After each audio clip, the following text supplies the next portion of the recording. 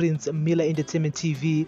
Today is the 25th of November 2022. Remember guys to like, share, comment and follow.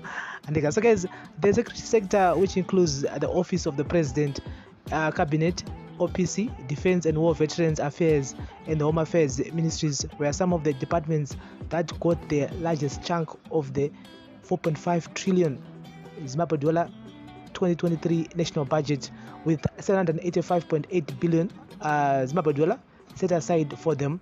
Announcing the 2023 national budget yesterday at the new Parliament building in Mandabden near Harare, Finance Minister Ncube allocated $331.1 billion to defense, $293 billion to the Home Affairs Ministry, and $161.7 billion to the OPC, which houses the Central Intelligence Organization. Ncube allocated only $76 billion for the 2023 elections, saying this would cater for the remaining activities covering voter registration, voter inspection, and actually voting exercise. On Monday, the European Union availed $5.9 million for the 2023 elections. The Primary and Secondary Education Ministry got the lion's share of the budget, $631 billion, followed by Health, $473.8 billion, and Agriculture, $362.5 billion. In his justification for the generous defense budget, Ncube said the 2023 national budget has set aside resources towards capacitation of the uninformed forces with their accommodation, rations and equipment, as well as improve their remuneration, both monetary and non-monetary, in order to fight crime, maintain law and order, as well as general peace and security. On war veterans, Ncube said the welfare remains a priority, with the 2023 budget setting aside $46 billion towards their monetary and non-monetary benefits, as well as capitalization of their companies in mining, tourism and agriculture, among others. The security sector has been credited for ZANU-PF's hold on power for the past 42 years. Ncube said peace guarantees public order and safety, adding that it was critical for the economic development of the country. He said the increase in the crime rate, ranging from armed robberies, rape to murder, among others, were a cause of concern, hence the need for adequate capitalization of the uninformed forces. The prevailing peaceful environment in the country should be cherished and reflects the bravery and commitment of our men and women in their uniformed forces. Peace and security guarantee public order, safety, and is critical for economic development. The Home Affairs Ministry got $293 billion, which Ncube said would go towards maintenance of law and order, registration and issuance of secure identification documents, as well as migration management. On the $631.3 billion primary and secondary education budget, Ncube says resources would be directed towards increased free education coverage. For employment costs, Ncube set aside $2.2 trillion, which includes medical aid and pension contributions. These amounts includes $659.4 billion and $336.5 billion for salaries and allowances for the education and the health sectors, respectively. The share of employment cost to total expenditure is projected at 52.4% in 2023, an increase from 42.3% in 2022. The increase in employment cost level is on account of the need to cushion civil servants against the impact of global economic challenges and domestic price increases. He said $7.5 billion would set aside for medical supplies for public hospitals.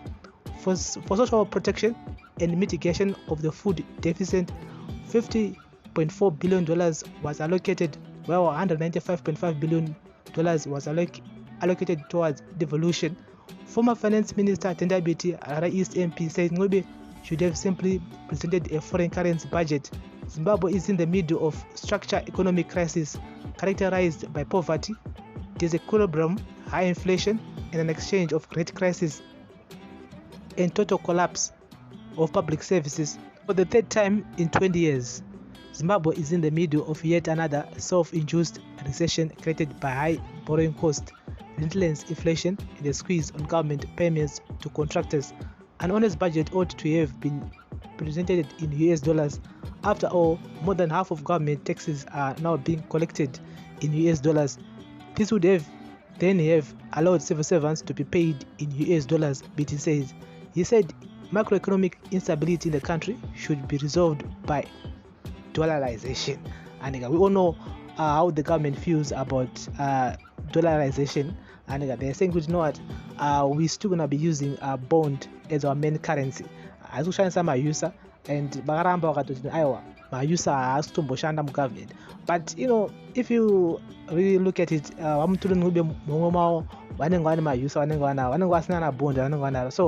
I do agree with what Ncube said that they were supposed to present this budget in US dollar currency, because my passport vari kutoda mauser ndika paborder vanongachitoda mauser kana marands, and saka motomeka kutoti the same dollar riri kushanda apo naapo kunyanya kubhadhara macivil servants. So hurumende iri kucollecta maUS dollar, ivo vachizobudisa mazim dollar, vachibhadhara vanhu mazim dollar.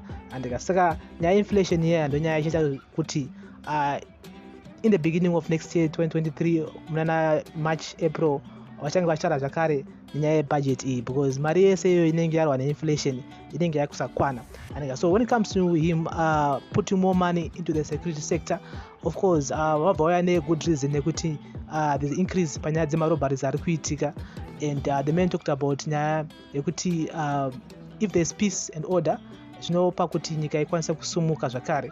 And of course those are valid points, but we all know kuti next year kune ma-elections 2023, most of our security forces vachange vashanda zvisingaiti, vanenge vatori pahigher alert zvekutoti vanenge vachodiwa kutoti vatongomukira every day. And saka they need money at the end of the day. That's why the budget yavo yakati kurei compared to other areas. So I'm so disappointed again panyaya the Minister of Health and mari vapo vaishomanana. I feel like the Minister of Health needs to be given mari inotenga, because tine madoctors nemanurses and who have been leaving Zimbabwe because of nyaya dzemasalaries. Besides that, muzvipatara hamuna mishonga. So mari ikupiwa ku-Minister of Health, which is $473.8 billion. I think in mari shomanana. I feel like they need double that. They need like 800 and something billion dollars kuti tinyatsokwanisa kuwana mishonga muzvipatara yakawanda, tikwanisa kubhadharawo manurses nemadoctors edu mari dzinotenga. And I feel like ndo sector whereby the Minister of Finance is neglecting. Vasi kunyatsoona kuti ku-Minister of Health kwakamira sei. And nyaya yezvipatara ndo nyaya iri very serious, very crucial, because munhu wese agara anorwara, kana usati wamborwara, usati wamira kuparenya hospital, haunyatsooone kuradza kwazvinoita uchiudzwa unzi hatina mishonga, hatina ma-x-rays, hatina chakati, wachozoti woita sei kuti uende kuprivate hospital vanenge vachitoda ma-US dollar kumberi.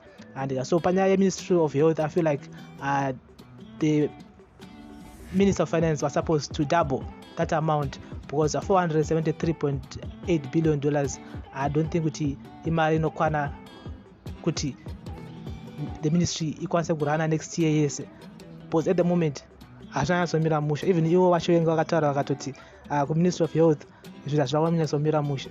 And so this is daily news, breaking news, everyday news on Prince Miller Entertainment TV. Let's continue the discussions in the comment section. What do you think Ncube vari kupa ma-security forces mari yakawanda? Why do you think the department is giving so much money? And because wapiwa iwo $785.8 billion ndo mari iri kupiwa ku-security sector, and ndo mari yafanira ichipiwa ku-Ministry of Health, but ndo mari iri kupiwa ku-security sector. Munozoona sei? Ngatitore in the comment section. Remember to like, share, comment and follow. Bless up.